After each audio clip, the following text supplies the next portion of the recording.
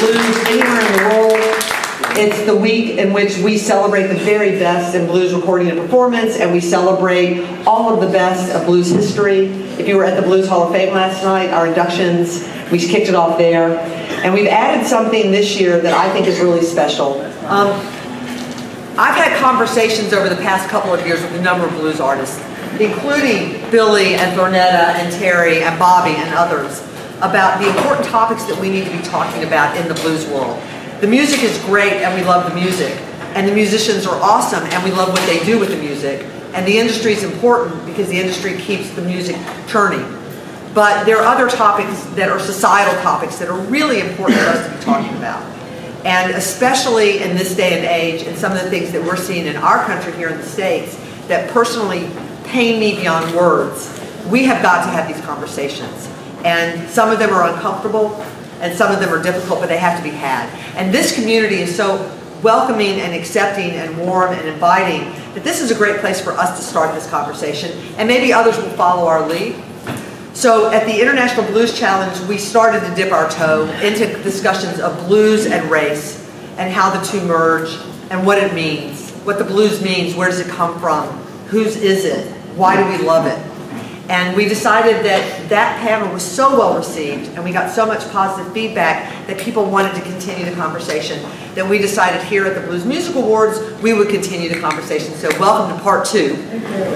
Well, good morning, everyone. Good morning. Well, thank you so much for joining us for part 2 of this conversation that began during the International Blues Challenge. I'm honored to be back as moderator, so apparently I did something right last time. So we received a great response from the blues community regarding this last conversation, so we're just going to go ahead and jump in with the dialogue today. And we're going to continue this conversation on blues and race. When we think about race and racial equity, and racial equality, racial justice. Equality is the issue of sameness, equity is the idea of fairness. So for the panel, the first question is, what does racial equity look like in the blues community? What should that be? Right out the gate, I want to thank Barbara Newman for this initiative, because this is a conversation that my colleagues, the musicians, have constantly. I can cite almost without across the board. Black musicians are constantly talking about these issues among ourselves. And right off the bat, we feel that we are acutely aware that in many instances, for example, there are blues festivals with 0 Black African American musicians. A lot of times what is lost, that first and foremost, the blues, although it is the most universal music there is, because it crosses cultural, social, racial lines, because everyone gets the blues. You can't get the jazz or the hip hop. Everybody gets the blues. So even where there's the language barrier, we know that this is the most conducive music that exists on this planet. However, it is also first and foremost African-American folk music. And I think a lot of times in the big picture that is lost. And we are constantly being challenged to be in, I mean, I'm sure I don't want to dominate the whole thing, but to be included, a higher presence in festival settings, in gig settings, in hiring. Many times we have instances where someone who just entered our field maybe 5-6 years ago was headlining, and we've been doing this for 3, 4, 5 decades. So these are issues that we're acutely aware of, that we're constantly discussing. I think because in the music industry, it's always about what's new and what's next. And the blues has managed to sustain itself throughout all of these decades, but it did start, like you said, as an African-American heritage music. It's about preserving the heritage of this music. I don't mind white folks playing and singing the music because they did keep it alive. Where black people decided, well, we don't want to live with these memories. And that's why I think it ended up leaving the black community per se. When they left the South, they left things behind. They didn't want to remember. And that particular music was a part of that. I'm from Detroit, and so I know exactly where the blues was left, because I wasn't raised up listening to a lot of it or getting to know a lot about the blues music. And it took me to end up in a white band to really get connected to my own roots. You know, I had to do research, but I know what it means to be an African American and being disconnected from the roots of my music. And I think that white people know where the music came from because they embraced it through the first African American artists that were singing and playing the blues. You know, they experienced making money from the African American artists who were singing and playing the blues. And then they started doing the festivals. Well, now all of these people are gone or leaving. And you got younger artists like myself, I'm young. I'm in my 50s now. So I've been doing it for 30 years. And I'm just now getting to be seen and heard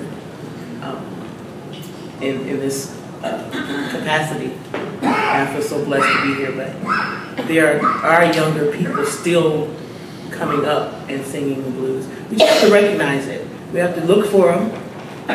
People ask, how do we get them to come to the festivals? Well, you got to go looking for black people who play the blues too and put them on the shows. Well, I guess y'all looking at me because I'm old.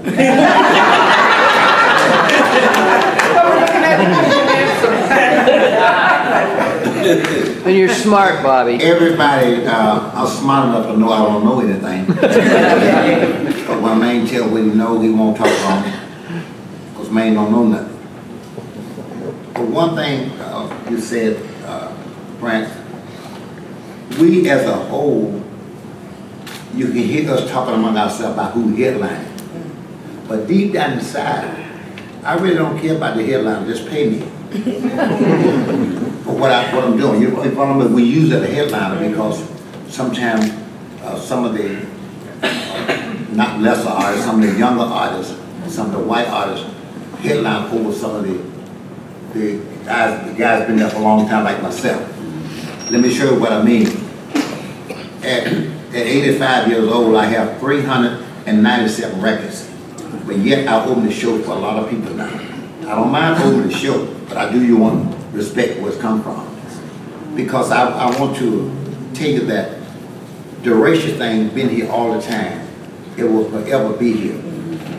But I'm not speaking so much about what it was, but I'm speaking about what it is. We must take hold of what it is now and grab hold of this and do the best we can and all we can to be together to make this thing work. Because talking about what it was, yes it was. It was real bad. But we can make it better now. It's almost like being in some place to go to the bathroom. I'm being kind. Toilet. When I was a kid, we didn't have a toilet inside the house. We had to go outside. They smelled bad. Now inside I have 9 bathrooms. I want you to listen. It smells good, because this ain't funny. It smells good, but we do the same thing in them.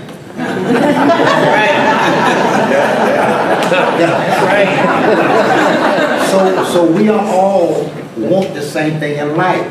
So let this blues music join us together. Because I say that because as bad as it seems to be, we got some good people on both sides of the fence, black, white, what have you.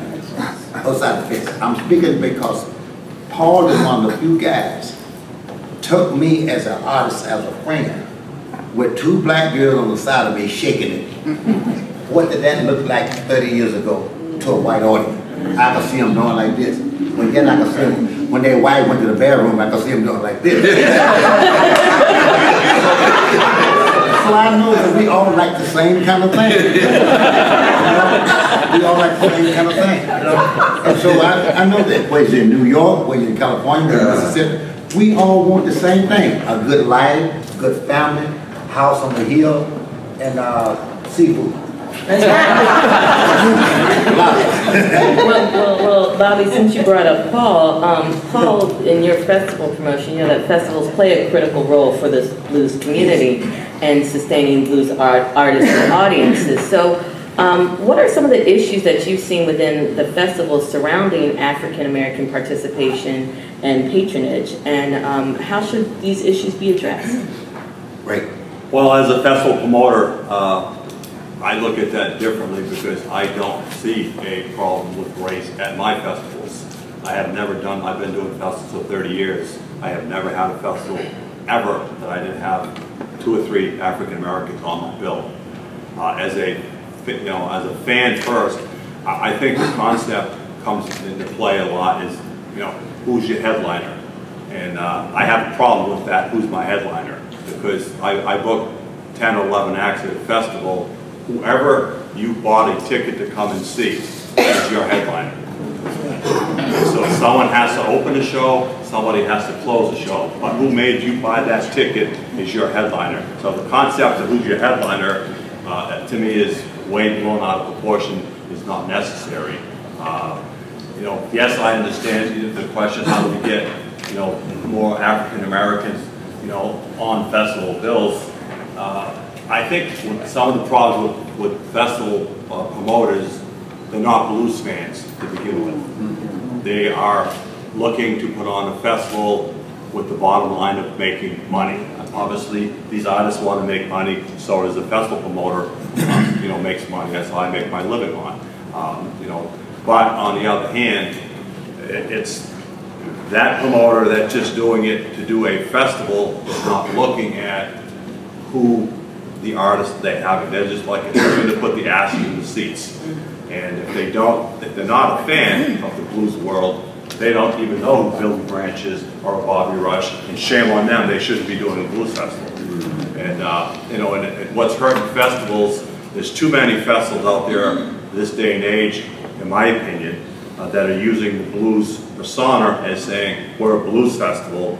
And what Billy said, my biggest complaint, Billy, is that a blues festival that doesn't have blues artists on it, never mind an African American artist, that doesn't have a blues artist on it. And I think that's a bigger problem, is these people that call themselves blues festivals, and you look at the lineup, and I've been doing this for over 40 years, and I don't recognize one act on the bill, and they call themselves a blues festival. I think that's a bigger problem. Yeah, so what are some of the solutions that you think that should be addressed? Some of the solutions I would love to see addressed is, how do I get more African American club owners? How do I get more African American festival promoters? I'd love to work with anybody and offer my services free to any African American that wants to learn how to be a festival promoter. I consult all over the country for festivals, and I would love to teach a few young African Americans how to become that festival promoter and get some club on. Fortunately, we're getting a few. Mississippi's opened a club in Mississippi. Kenny Neal's opened up a club in Baton Rouge. Kenny Neal just opened up a studio. So we are getting a few more African Americans in the business part of it, not just being a musician. They happen to be musicians who's doing this, but they're spreading their wings. So, if we can get more people involved of African American descent, you might start getting, in my opinion, of getting more people in the audience that are going to be African American. And a great example, I'll just cut the shot, but I did a festival with Bobby, a tribute to Mississippi, and it was not a white artist on the bill. There was no white artist on the bill. It was a completely African American bill festival. It's a small festival, holds about 800 people. There were three African Americans in the audience, and it was not a white artist on the bill. So there's a bigger problem there. So and I understand what you said is a lot of the African Americans want to forget the blues because of what they went through. I totally understand that, but we have to get over that hurdle and get us united. We're all blues fans. We wouldn't be here. The more blues fans that we can educate and leave the race out of it and just come and enjoy the music, the better we're going to be. Sure. As far as promoting blues festivals, I think that black people know where to find black people, right? So if it's a black event, typically you're going to find a black audience there. So I know where I live in the Bay Area. If you want to promote a black event, there are certain radio stations that you go to. There are certain social media sites that you'll go to. You know what I'm saying? You have to promote it So in black one thing I think could happen is that maybe there's someone who is helping you with promotion as well, you know, that can engage or reach out to the black audience, because we know how to find each other, you know. You're so right. But we got to understand too, promoters want to make money. And then again, some of the reason black people not there because they haven't been invited. You know, we as an artist haven't been invited to the festival. Because you go to say, well, you in your hometown, you say, well, we had a festival, blues festival, we only had 5 black people there. Guess what? They didn't have Bobby Rush or Al Green. You had Al Green, you was a black folk. That's right. But I've seen artists like there's a venue in the Bay Area where they will have black performers there, and the audience is completely white. And the owner had the sense to say, okay, let me hire someone who is black, you know, because he did see where he was not reaching the black audience. Black people have money just like white people, you know, green money is green money.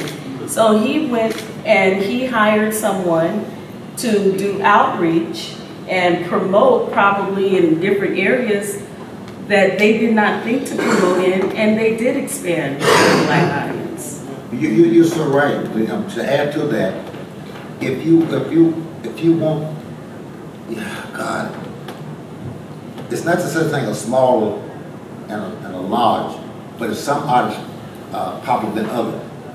If you wanted a white audience, if B.B. King would live, we have B.B. King, I'm using it for an example. If you hire a black artist, don't have the name recognition to draw black artists, they need to work too. You follow me? But how can you tell them this? I think that links us to this idea of understanding how do we get people to connect with the blues, and part of that is the perception of the blues within both the United States and particularly within the African American community. What do you think accounts for that perception? What's this disconnection that we're seeing, particularly within the younger generation? I personally, when I was growing up, my parents loved blues, right? I thought blues was something that old people appreciated. I was listening to R&B, you know, soul music. I was kind of in the era where Shaka Khan was maybe right after Motown, you know, Aretha Franklin fading out a little bit. But since then and now, there has been so much music created by black folks, right? There has been R&B, there's hip hop, there's, you know, the rap, there's just, black folks are innovators. Young black people, the next generation is not going to be listening to the past generation's music. They are innovators, and I think that's kind of like our nature as people, which is a beautiful thing. However, I do think that what has evolved because of that has been a disconnect from where all of that comes from. And also there has been a lack of music education in our schools. Often the schools that our children go to, the funds are eliminated. Where there is no music, they're not getting education, they're not getting instruments and things like that. So there's just a lack of music education. All they see is what's ahead of them. All they're doing is creating. And I think as we have some ownership in changing that, you know, in engaging our young people. Because if, you know, I've done some workshops in the schools and, you know, how many kids, you know, black children, how many of you have heard the blues? Maybe a few of them raise their hands. Where did you hear the blues? My grandma plays the blues, you know. But then when you start playing the blues, you know, they hear it live, it's very interesting to watch them because the young men jump up and dance like I've seen 80-year-old men dance. You know, it's funny, they were,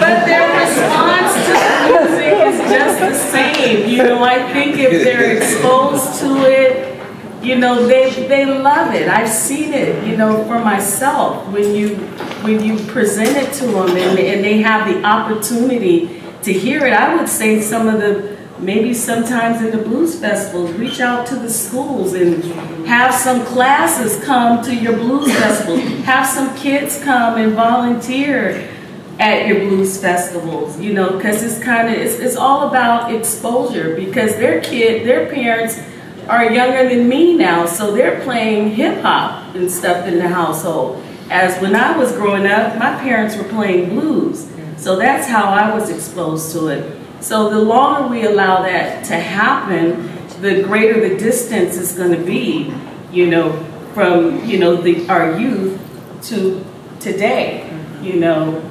So yeah, I think that we have conversations as black folks of putting our heads together and thinking of ways to get our people engaged in music.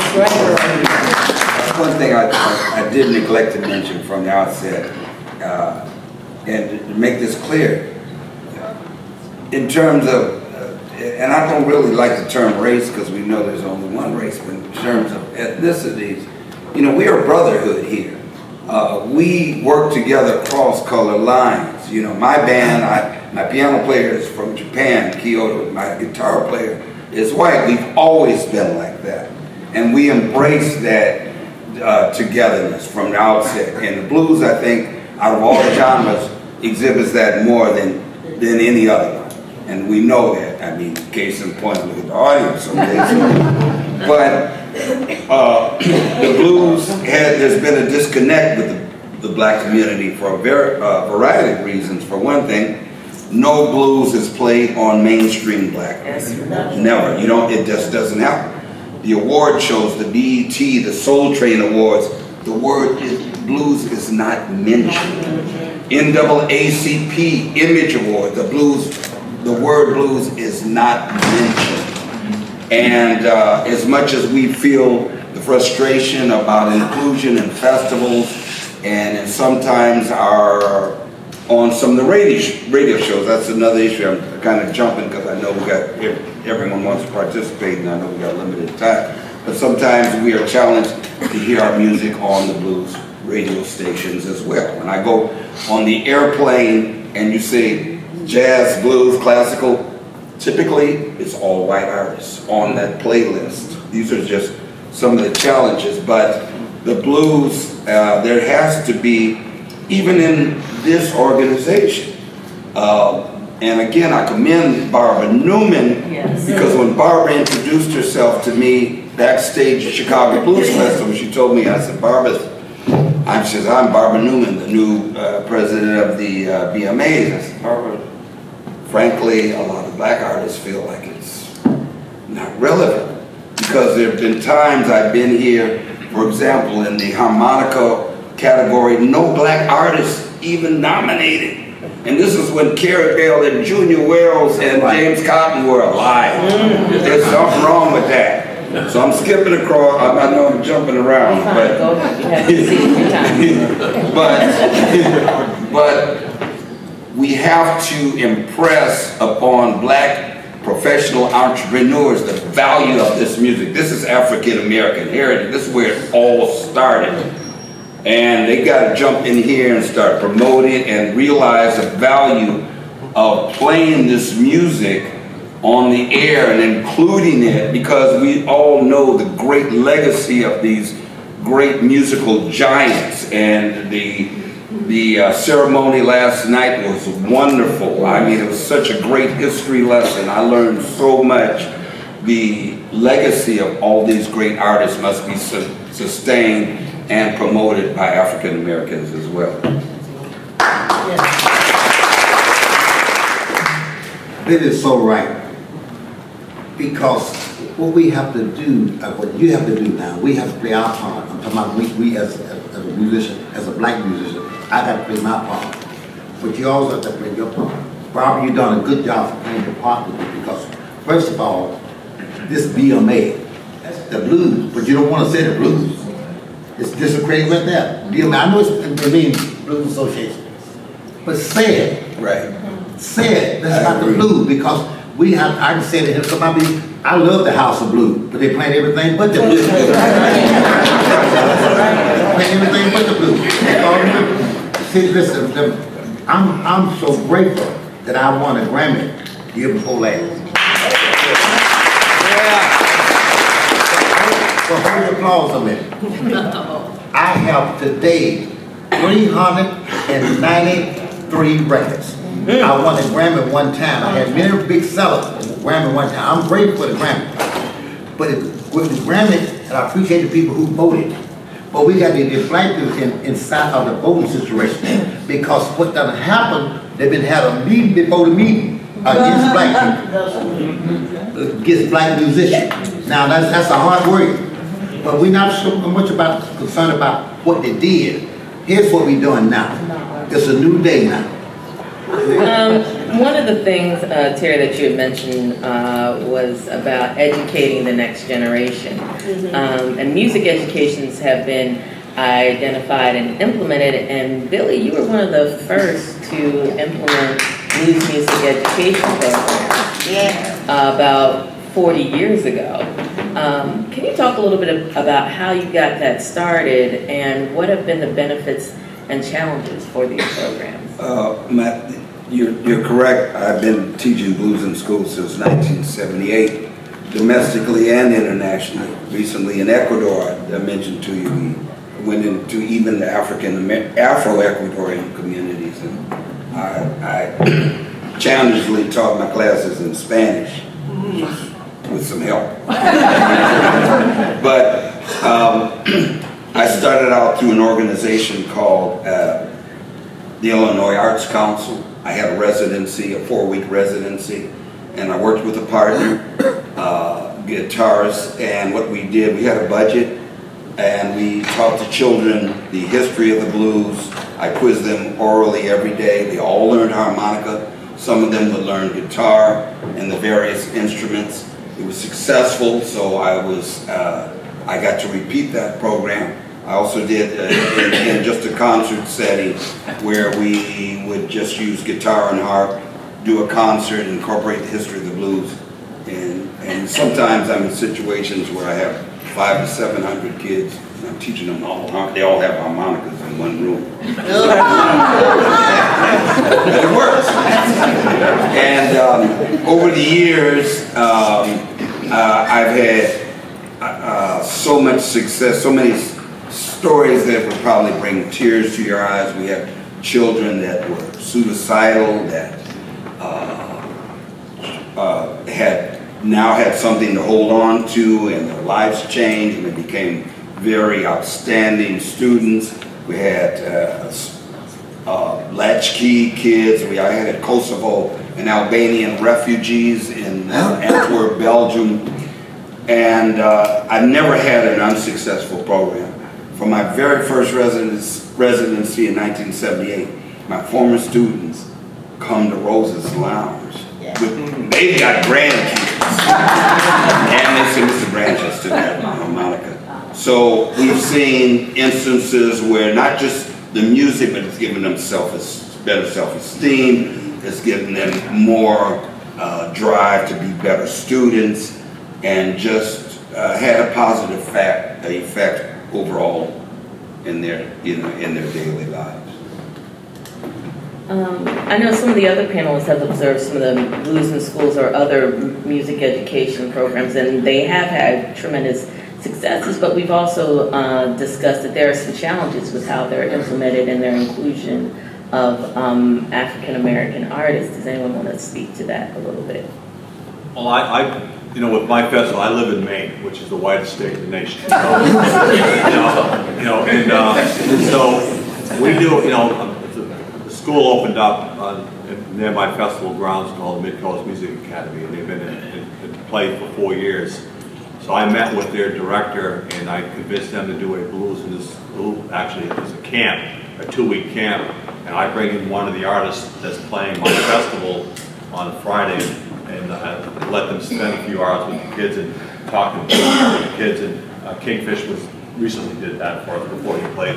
And what we've done is we've incorporated. We now let those kids open the festival on both days, so they get a chance to be on the stage playing some blues. And day one is usually a little rough, and day two they sound a little bit better. But I treat them on the stage just like I would if Bobby Rush was on there, or Billy Branch, or any other artist. So I kind of educate them. This is how it's going to be. This is what you want to do. In business, you got to get on the stage at the right time. You got to get off the stage. You got to be professional. And we've done it now for 3 years. We're doing it again this year. I think if more promoters that's in business could reach out to students, there's a whole lot of hidden money there that is not tapped. And if they could start doing that, unfortunately, a lot of school budgets are getting cut, and the first thing they cut is the music programs. Yeah. But if we could get more promoters trying to get involved with blues camps and try to get some of these kids on their festival bills, even opening up for an artist at a club. In Maine, you can bring children in the club if they're with their parent. There's a lot of states you can't do that, but I think that part of education. So that's a small part that I can do in my area, but it's, and yes, there are a couple of African American kids that are in that camp, and their parents are very, very pleased that the kids are getting that education. Now, probably none of these will probably turn out to be blues artists, but they're getting a taste of what it is to be on the stage, and they might try to do something else with it. But I think it's a good education to start them. And when we have that talk, I go in during the week and spend a couple hours and talking with the kids and kind of talk about the history of where the blues came from and how I got involved in the blues. And so the education is definitely key to continue with this music, but we cannot forget where it came from, and the education of these kids is so important.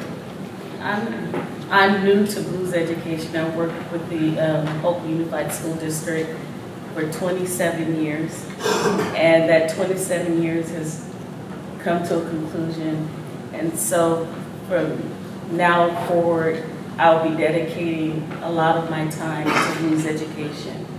And the reason why I feel so strongly about it is because I see the excitement and love of blues all over the world.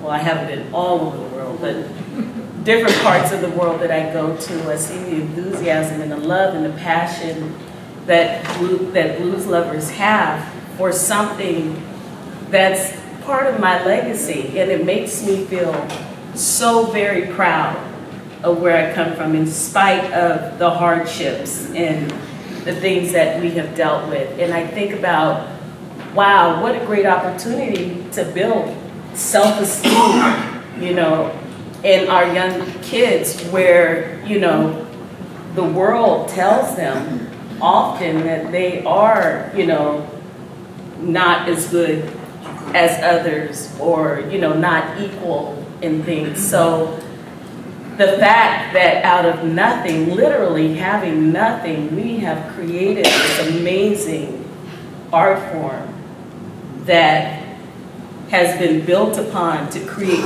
that has grandfathered so many other kinds of music and passion of music throughout the world. I think it's something our kids need to know.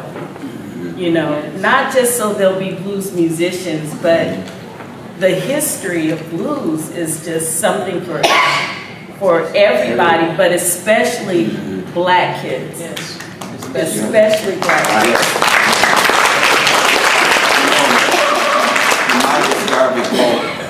without a knowledge of the history is a tree without roots. That's right. And of course, we know that the blues is the roots. And a lot of the challenges just in general facing African Americans is because that knowledge of our roots has been displaced from us. And this is another reason why it's so important for the youth, but just the general population. Unfortunately, we're in a time where a lot of African Americans, as you can attest by the audience, are unaware of the roots and the importance of this music. And that's why I say the higher institutions and organizations we got to find a way to get them to embrace and accept this and promote this music.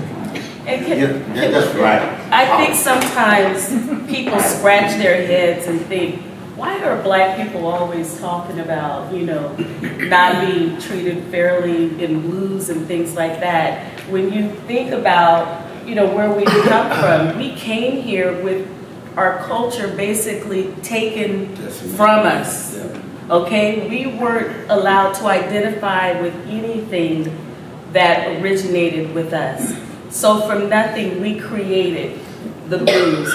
So it is something that I feel passionate about when I see we are not represented, because that is us. That's all we have. That's our culture, right? And our history has not been taught. And our history is our history. It's not just black history, it's our history. And I think that that's kind of where things have gone wrong too, because white folks have been raised in a society where systemic racism has just been a thing. And it's not something that you even think about, it's just the way things are. Maybe you didn't start it, but maybe because you don't think about it, you are continuing it. So that's why these conversations are important. So you can have those conversations also. How is this? Why is this festival that I have all white? Why is that? Okay?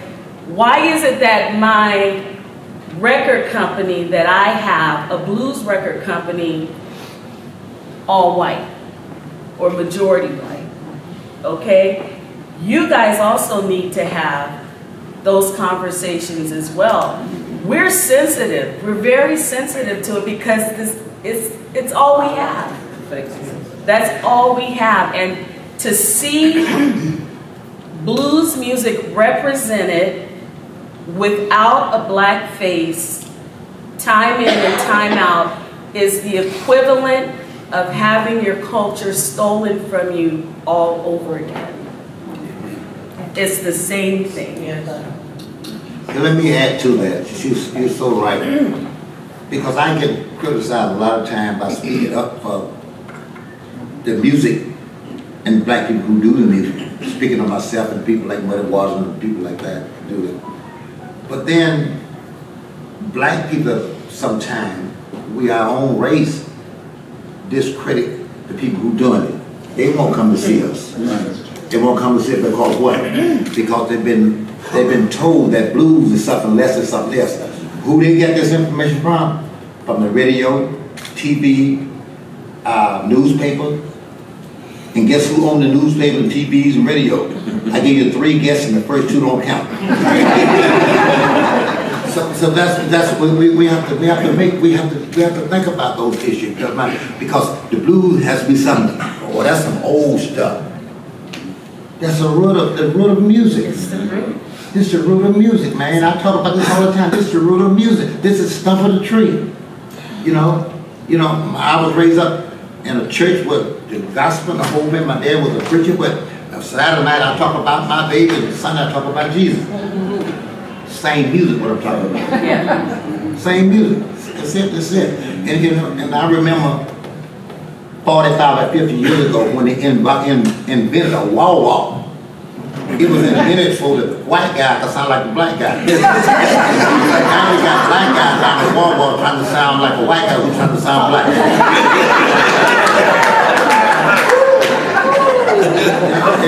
It's okay to keep that going, but we got to understand where it come from. I don't mind you're doing it, but to see where it's come from.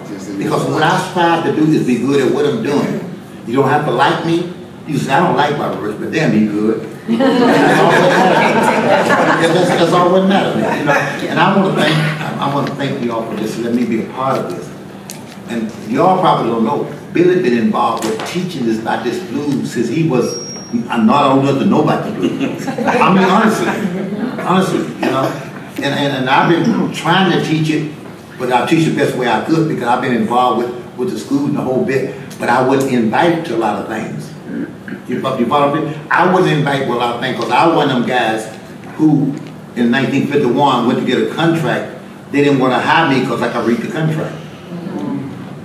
So I was the kind of guy, don't mess with that. He can read. And that was one of them situations. That's another issue. That's another issue. You know, but this, you know, I remember when I hadn't told us, when I got the Grammy, a lady from Buffalo, New York went to interview me for my Grammy. Showed me my issue now. She said, before we talk about your career, who do you vote for? Which had nothing to do with mine. Which had nothing to do with it. She said, did you vote for Obama? Yeah, come on. I said, well, he said, what you think about that? You live in Mississippi, what you think about the oil spill?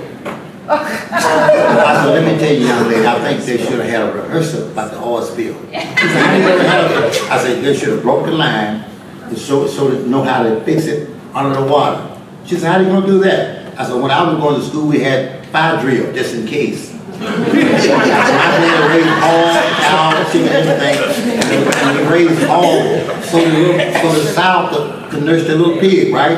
She said, yeah. I said, but you ever know that the boy hog had tits too? She said, yeah. I said, just in case.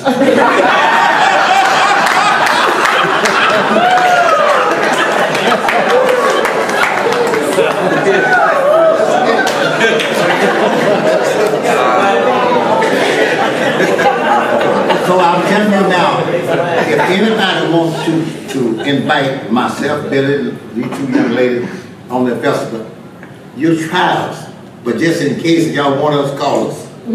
We just a start from this. We're not speaking about us, just us. We're talking about as a whole. Let me tell you something. I may have said this one before. When I went to Chicago in 1951, myself and J.B. Noelle were working in the suburb of Chicago. I don't want to get into the club name because we're trying to sew this thing up now. I worked a minute night in a white audience behind a curtain where we couldn't, they didn't want to see our face, but they wanted to hear our music. Night in and night out. Playing for an audience. We're behind a curtain. So one night they said, well, we're going to let you take a bow. I took a bow and opened the curtain, took a bow, and closed the curtain, went back up. Night in and night out. But look at it now. I'm not having no chip on my shoulder about that, but it still exists. Now they still got a curtain up. They don't hire us. The curtain is still there. Thank you so much for sharing, Bobby. And Terrie as well. I think that what both of you illuminated to was the saying that Lonnie Bunch, the director of the National Museum of African American History and Culture, said at the opening of the museum that African American history is American history, right? That the experience of these blues artists is the experience of American musicians, American artists, and that we have to really wrestle with this. What the esteemed Bobby Rush just talked about in terms of his experiences is the experience of Black artists at a time in this country that we have to reconcile with, right? And the experiences that we're talking about now is something that we have to continue to reconcile with, right? So what is the context of what we're talking about? This is part of this legacy of Jim Crow, this legacy of systematic racism in this country. And gee, wouldn't it be great if there was a museum that was just down the street that told that story for you? I wonder where it could be. Oh, I know. You should come visit us at the National Civil Rights Museum. And it's so convenient because it's right across the street from the Blues Museum. So you could do both. But in all sincerity, it's important to visit both of them to understand this story, that the passion through which all of the panelists have been speaking is rooted in a very strong reality. And I want to break a myth for you that this racism is not rooted to one specific geographic region and one specific time, right? This is not something for us just to think about. This happened in the 40s and 50s in the American South. This happens throughout the country. This is a reality for Black artists in all areas. And so this is something that we as a community really have to wrestle with. But there's another reality that we often don't think about, and it's the complexity of gender, right? What does gender add to the Black woman artist and the Black musician, musical professional? So for both Thornetta and Terrie, I wondered if you could just talk a little bit about how you see the opportunities and challenges for Black women today, and historically, if you wanted to add any of that. Well, I'm gonna say historically, Black women put blues on the map. That's right. Okay. Okay. Black women, if you know your history, Ma Rainey, Yes. okay, Betsy Smith, you know, they brought it, Mamie Smith, they brought it to the cities where the masses started loving the blues. Okay, so let's get that straight, right? When I, as an artist, all I know from the perspective of an artist is I have a lot of question marks in my head. When I often do Google searches on the record labels, the festivals, the booking agencies, and who's on their roster, I see many of them represent a lot of white males. Next, I see Black males and white women, kind of equal. What I don't see are Black women. Did you hear me? Yeah. We don't see Black women. Very rarely. I've had festival promoters. We have Miss Anika Chambers here. I had somebody say, "Oh, we'd love to have you on the festival, but we already have Anika Chambers." Right. Oh, right. But they have maybe 10 or 11 people on their lineup. Okay, so they're telling me that they have a quota of Black women. We only have one Black woman per show. Only one Black woman per show. Okay, booking agencies, we're not represented. You can't say we're not good. Oh, hell no. You can't say that. I dare you to say that. I dare you to say when we perform, we don't bring the house down. Thornetta, That's right. I dare to tell you that we can't sing, that we don't sound good in our recordings. So I ask you why. And if you want to bring Black people to your festivals, you have to put Black people in your festivals. It's the only way it's going to happen. They know who we are. No. So we have an audience. Yeah. So it's personal for me.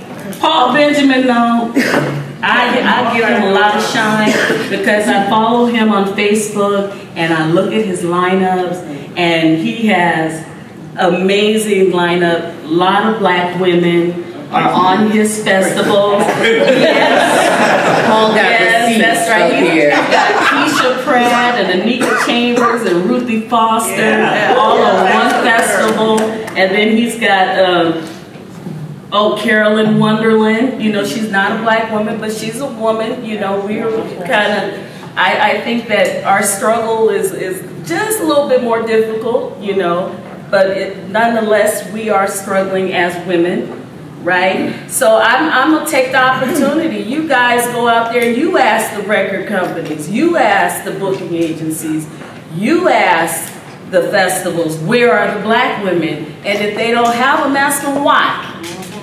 Why?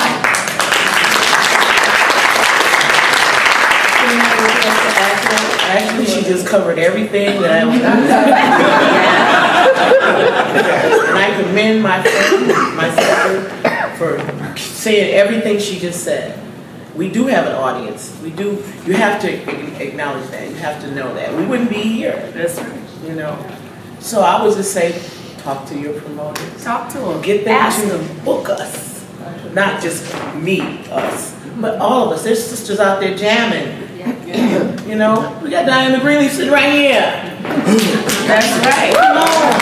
I like the challenge that you threw out there. I just want to ask one more question. Where are the black women behind the scenes? Are there black women behind the scenes doing the work? Like, you know, Paul, you probably know a little bit more. You can answer this. Are they there? They're not there. Okay. That's the problem in the industry. There are very few black women or black men behind the scenes. And I think until we can get more involved and realize that the blues is, you know, it's been there forever and it's not going anywhere. And it's a great living to get into it. It's a great education to continue this legacy. Until we get more, you know, blacks involved, it's going to stay where it's at. I mean, it's, you know, I know we're preaching to choir. You're all blues fans out here. You wouldn't be here if you're not. But we've got to educate the non-blues fans and let them know, you know, it's a great. I mean, you know, I'm very honored to say I've worked with every one of these artists on this panel.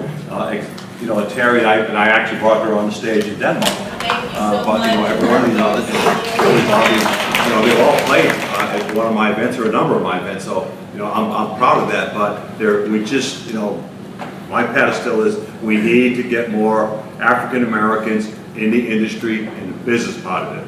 It's the education of the people and the people behind the scenes that getting involved with the music, and that's you know, that's what I think we're lacking. Yeah.